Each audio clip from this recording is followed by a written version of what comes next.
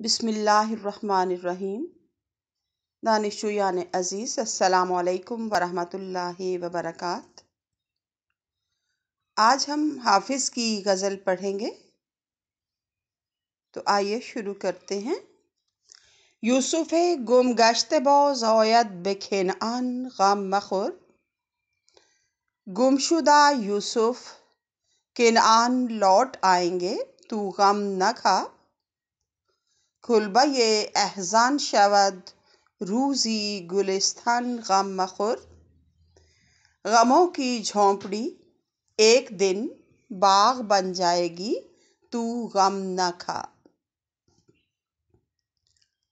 बच्चों, यहाँ पर हाफिज़ अपनी परेशान हाल कौम को उम्मीद का पैगाम दे रहे हैं। यूसुफ़े गुमगश्ते से मुराद वो खुशियाँ हैं जो उनकी कौम से, उनके लोगों से दूर हो चुकी हैं।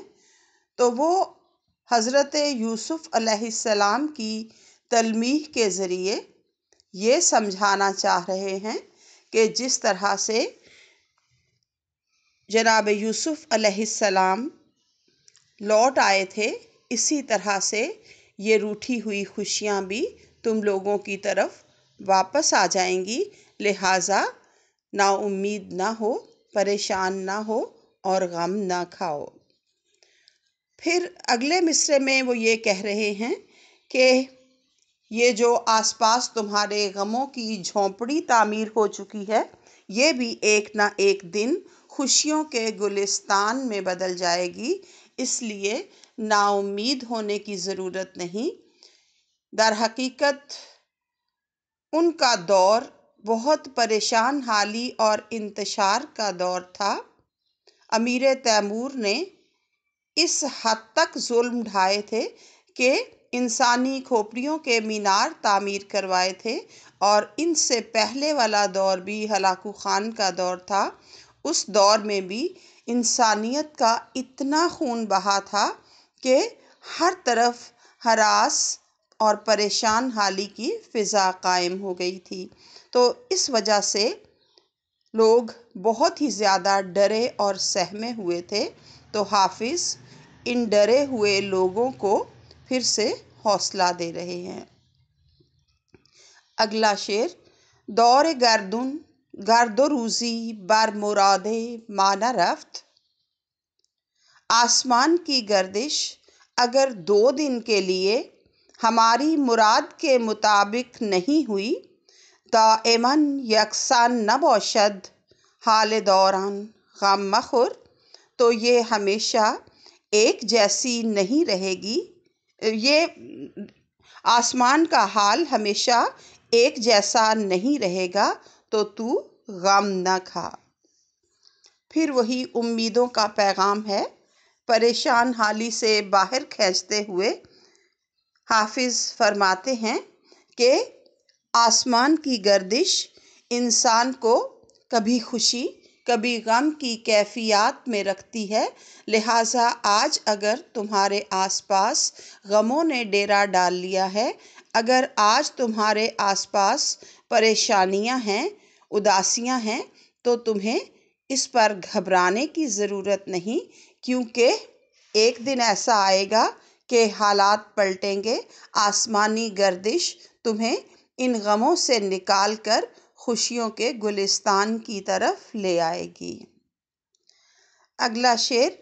दार बेआबन गार बेशौके खौबे ख्वाही जद कदम, दार बेआबन गार बेशौके कौबे ख्वाही जद कदम, अगर तू वीराने में या जंगल में काबा के शौक में कदम रखेगा, सरजनिश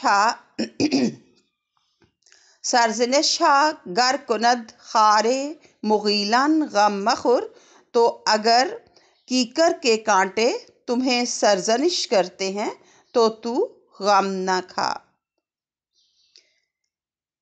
एक बहुत खूबसूरत फ़लसफ़ा समझाते हुए शायर कहते हैं कि अगर तुम्हारे सामने बुलंद मकसद हो, अगर तुम्हें اپنے کسی نصب العین کی طرف بڑھنا ہے، جس طرح سے تم کعبہ کے شوق میں کسی ویرانے میں قدم رکھتے ہو تو مشکلات کے کانٹے تمہیں چبھتے ہیں، تمہیں پریشان کرتے ہیں، تم پر آزمائشیں آتی ہیں، تو یاد رکھو کہ اسی طرح سے تمہیں جب زندگی کے اعلیٰ مقاصد کی طرف چلنا ہے تو ایسے میں پریشان حالیاں تو آئیں گی، زندگی کے کانٹے تو چبھیں گے۔ یہاں خار مغیلان سے مراد زندگی میں آنے والی پریشانیاں، آزمائشیں اور صعوبتیں ہیں۔ تو فرماتے ہیں کہ زندگی میں جب ہمیں بلند ترین مقصد پانا ہے، جب ہمیں انسانیت کے اوج تک جانا ہے، تو ایسے میں مشکلات تو سہنا پڑیں گی، یہ ایک فطری بات ہے، لہٰذا ان پر غمگین یا اداس ہونے کی ضرورت نہیں ہے۔ اگلا شعر: گرچہ منزل بس خطرناک است تو مقصد بس بعید۔ اگرچہ منزل بہت خطرناک ہے اور مقصد بہت دور ہے، ہیچ راہی نیست کان را نیست پایان غم مخور، لیکن کوئی بھی راستہ ایسا نہیں ہے کہ جس کا کوئی انجام نہ ہو، اس لیے تو غم نہ کھا۔ فرماتے ہیں کہ اگرچہ تمہیں جس منزل کی طرف جانا ہے وہ بہت ہی خطروں میں گھری ہوئی ہے اور تمہارا مقصد بہت ہی زیادہ دور ہے، یعنی انسانیت کا مقصد پانے کے لیے، کامیابیوں تک جانے کے لیے تمہیں بہت لمبا سفر طے کرنا ہوگا اور تمہیں بہت سارے خطرات سے گزرنا ہوگا، لیکن اس کے باوجود یاد رکھو، ہیچ راہی نیست، کوئی بھی راستہ نہیں ہے، کان را نیست پایان، کہ جس کا کوئی انجام نہ ہو، غم مخور، اس لیے تم غم نہ کھاؤ۔ یعنی زندگی میں جب ہم کسی سفر پر نکلتے ہیں، جب ہم کسی منزل کی طرف بڑھتے ہیں تو بالآخر ہماری ہمتوں سے، ہماری کوششوں سے اس راستے کا اختتام ہو کر رہتا ہے۔ یعنی شرط کیا ہے کہ ہم ہمت کریں، ہم تگ و دو کریں، ہم اپنے احساسات اور اپنے حوصلوں کو بلند رکھیں، اور جب حوصلے بلند رہیں گے، جب ہمتیں جوان رہیں گی تو نتیجہ کیا ہوگا کہ ہم یقیناً ایک نہ ایک دن ان خطرناک راستوں سے نکل کر پر راحت منزل پر آن بیٹھیں گے۔ لہٰذا پریشانیوں میں نہ جاؤ، اداس نہ ہو، غموں میں نہ گھرو اور خاموشی سے سفر حیات کو طے کرتے جاؤ۔ اگلا شعر: حافظہ در کنج فقر و خلوت شب های تار۔